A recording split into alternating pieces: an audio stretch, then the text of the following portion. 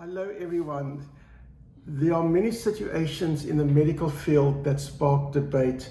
I always call it the what ifs. What if someone wants to die and the family doesn't want them to? What if there's a small chance of survival but will be suffering? Should they let the person live? What if this? What if that? And every one of them there's room for debate. And I always say, what if this? What if that? And where are we going to land up? And in all these situations, I do not envy the doctors at all. It's a terrible situation, especially those in the emergency rooms. I want to tell you a very true story. The one good thing about the story, thankfully, it's not a life or death situation, but it's ethically very complex and there's lots and lots of room for debate.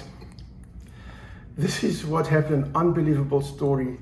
This man arrives at the emergency room of a hospital and his hand had been removed, been severed like in an accident. And the doctors were rushing to reattach that hand. And something very unexpected happened. This man announced that he had cut his hand off himself. And he begged the doctors, please do not reattach my hand. It turns out he had some sort of mental disorder, some sort of psychosis, and he believed his hand was possessed by the devil. And now what should the doctors do? Should they reattach the hand or not? Now it's a very tricky situation. There's so many things to remember. They don't know if this man has ever done it before. Is this a repeating problem? They don't have any medical records. Is he always trying to cut off that hand himself, or does it happen once every 10 years?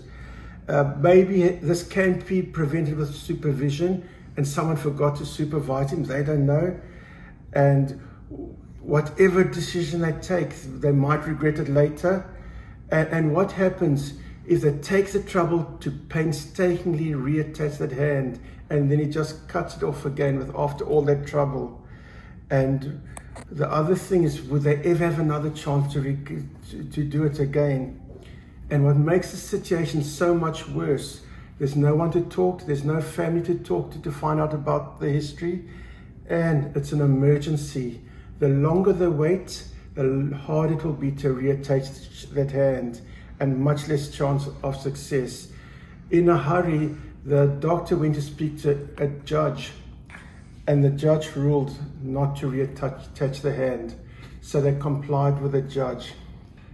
Years later, the man came back and sued the hospital, but the jury did side with the doctors and the doctor won in the end. But this brings lots and lots of questions. Can a psychotic patient make medical decisions? Should doctors override the refusal? When should doctors override the refusal?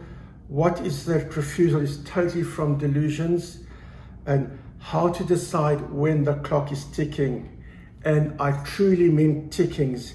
Every moment counts and the seconds are slipping away in that situation. And as for me, what's my opinion? I had to actually think very carefully. And this is the paradox, that the doctors have to make that decision where there is no time to think. But anyway, I still thought carefully.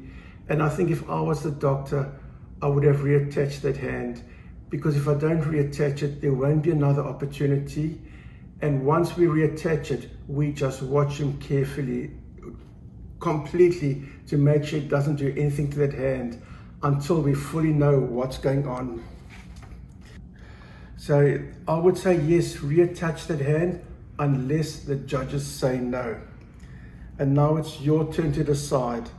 If you were the surgeon, what would you have done? And I'm going to end the way I started. I truly do not envy the doctors at all in situations like this. I do not envy them at all. Thank you all for watching.